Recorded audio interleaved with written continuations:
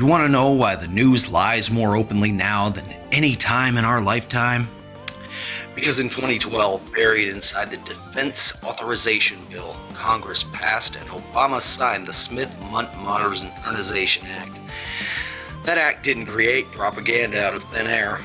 The government's been doing messaging since World War II, but it tore down the firewall that kept U.S. public diplomacy broadcasts and information campaigns aimed at foreign audiences from being pumped straight back into your living rooms.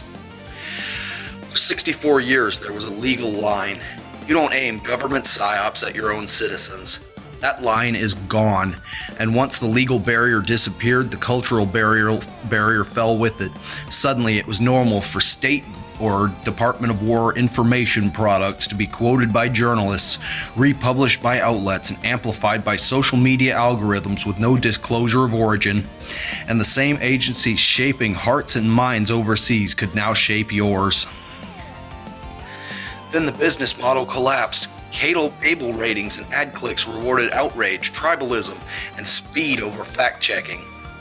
Corporate newsrooms became megaphones for whichever source fed them the best narrative, and the guardrail against propaganda became a highway. Government talking points, corporate PR, NGO spin, party operatives, all of it repackaged as breaking news or fact checks. A watchdog turned into a lapdog. And this isn't even a victimless problem. People have died because of this environment. Wars sold on manufactured consensus. Cities burned while talking heads swore nothing was happening. Medical advice flipped overnight while dissenters were labeled extremists. Families turned against each other because a Chiron told them who to fear. And when the public square is poisoned, real lives are lost. In hospitals, in riots, on battlefields.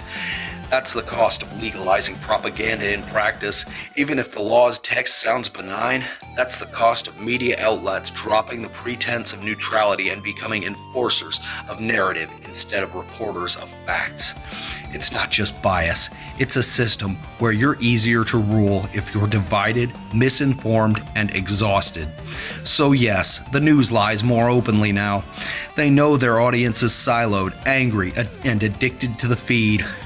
They know you'll either swallow their script or dismiss it without looking, depending on your jersey color, of course. Either way, you're predictable, and predictable people are easy to manipulate. That's why they're brazen. If you're looking for hope, it starts with refusing to be played. Stop outsourcing your perception of reality to outlets whose revenue depends on keeping you scared or smug. Read the primary sources, check the footnotes, demand receipts. Turn off the feed long enough to think, because if you don't, the people who write the scripts will keep writing them, and the casualties of the next narrative war won't be somewhere overseas. It will be us, right here. This has been Calvin Starling. Rage, repent, rise.